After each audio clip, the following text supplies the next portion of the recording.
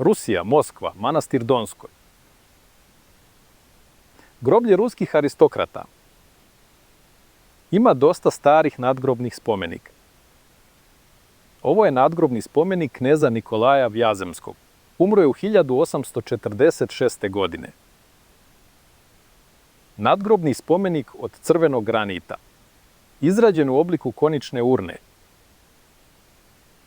Nadgrobni spomenik je postavljen na betonsko postolje.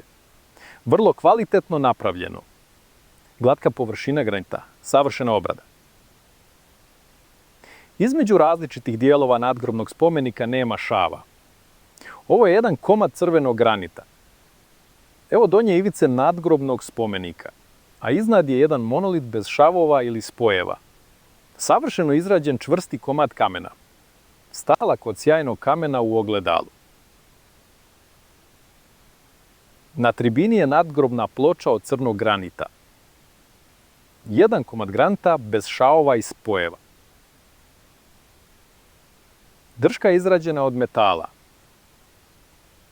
Metalna lopta i centaršut. Sluga Božiji umro u 1848. Ovdje ima mnogo sličnih nadgrobnih spomenika. Nadgrobni spomenici su složenog geometrijskog oblika, ali nadgrobni spomenici su monolitni, napravljen od jednog komada granita i poliran do zrcalnog sjaja.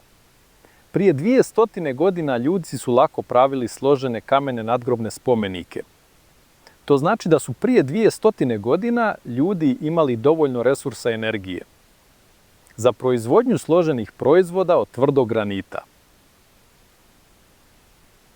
Napravili su mnogo takvih spomenika. Prije 200 godina ljudi su imali nivo energije i tehnologije ništa lošiji od današnjeg. To nam govore drevni nadgrobni spomenici.